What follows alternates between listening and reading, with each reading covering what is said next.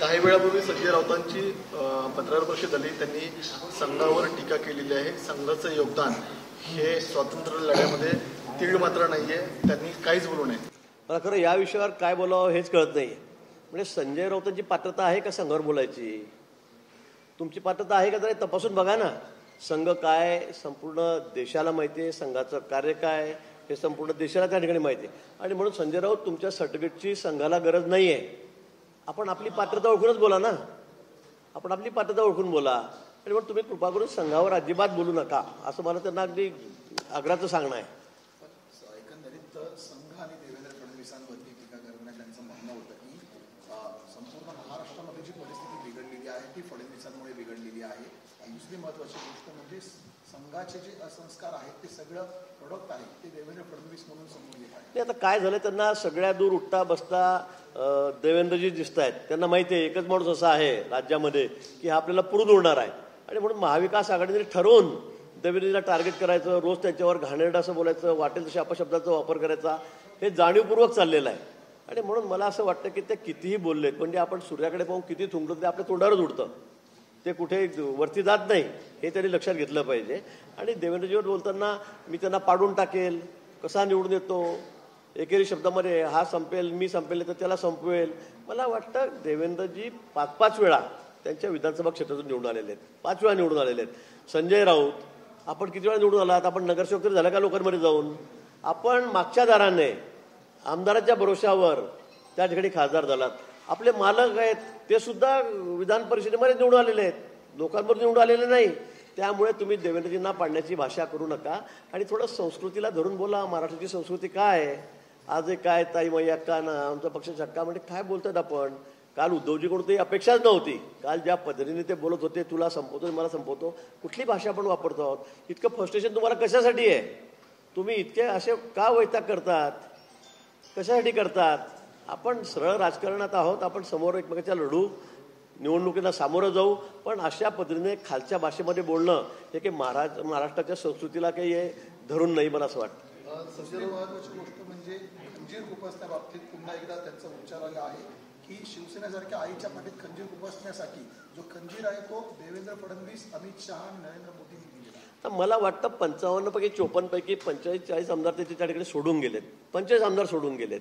आणि कडवे शिवसैनिक होते, त्याचं योगदान शिवसेनेमध्ये मोठं होतं. आता संजय राऊतांचं काय योगदान आहे बरं? काय योगदान आहे त्याचं शिवसेनेमध्ये? पण तुम्ही पुत्रप्रेमामध्ये आपण आंधळे झालोत. सगळ्या सिनियर लोकांना, कडव्या सैनिकांना डावलून तुम्ही मुलालाच पुढे करायला लागले, हे कोणाला सहन होणार आहे? आणि म्हणून एवढ्या मोठ्या संख्येत 80%, 85% शिवसैनिक, आमदार हे सगळे बाहेर पडलेत. हे आपण काय सांगत नाही आम्ही खंजीर खुपसला, आम्ही खंजीर खुपसला. आम्ही कशाला खंजीर खुपसला जाणार आहोत? तुमचेच लोक तुमच्याबरोबर राहायला तयार नाही. त्याचं कारण हेच होतं की त्यांच्यावर अन्याय होत होता. 6-6 महिने आमदारांना तुम्ही अपॉइंटमेंट दिली नाही, कोणाला भेटसुद्धा दिली नाही, त्याच्याशी बोलले नाही. पण आता सगळे बाहेर पडल्यावर आता कसे रोज उठून तुम्ही बाहेर फिरतात, कसे पळतात? नाही तर त्यावेळेला 2.5 वर्ष तुम्ही मंत्रालयाची पायरी चढला नाहीत. कुठे आला तुम्ही मंत्रालयामध्ये? पण आता बरोबर तुम्हाला कळालं आहे सगळं ते. आणि म्हणून मला असं वाटतं की काही अद्भुत बोलू नका. लोक सगळे जाणून आहेत.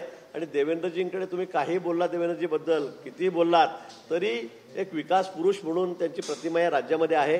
आपण पहिलं कालच संभाजीनगरमध्ये एक मोठा प्रकल्प टोयोटाला 20,000 कोटी रुपयाची इन्व्हेस्टमेंट त्यांनी आणली, मुख्यमंत्र्यांनी आणलेली आहे. त्या ठिकाणी 8,000 लोकांना रोजगार त्या ठिकाणी मिळणार आहे. आणि म्हणून तुम्ही काही बोललात तरी लोकांना माहीत आहे देवेंद्रजी काय. देवेंद्र फडणवीसांशी बोलताना त्यांनी असं देखील विधान केलंय की येणाऱ्या निवडणुकीमध्ये देवेंद्र फडणवीस नागपूरमध्ये पराभूत होतील.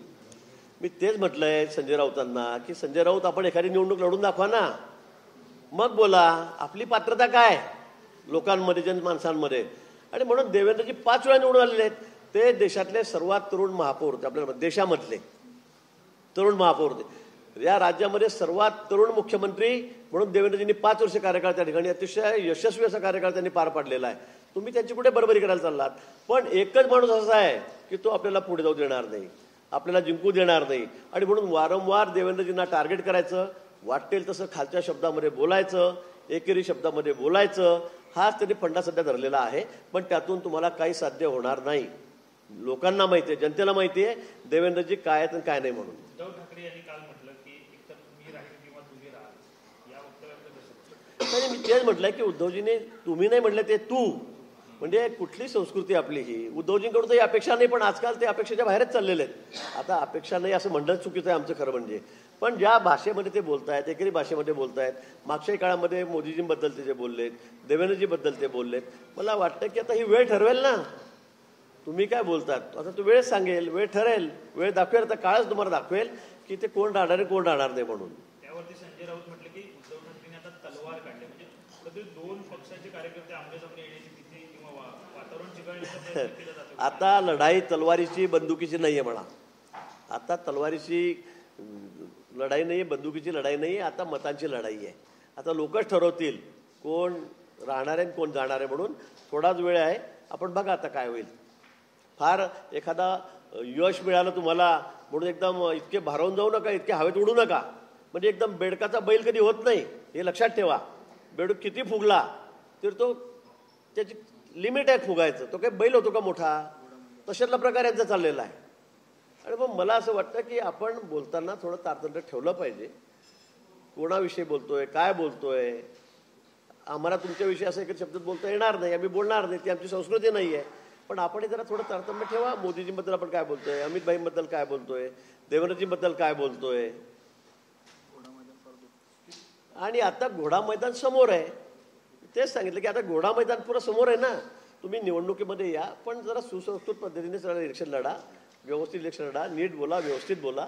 महाराष्ट्राच्या जनतेला हे अपेक्षित नाही आहे की एकमेकांना आम्ही शिवीगाळ करायची, छक्का पक्का म्हणायची, हे करायची. मला असं वाटतं हे लोकांना आवडणारा विषय हा नाही आहे.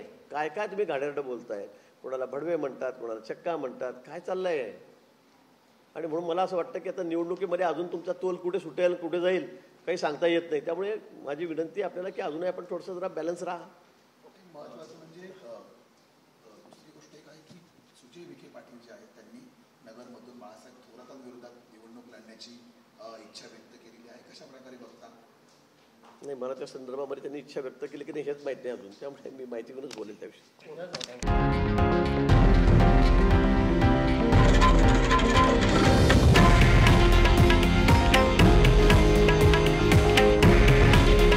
हे आहे देशातील नंबर 1 न्यूज नेटवर्क आणि आपण पाहत आहात TV9 मराठी.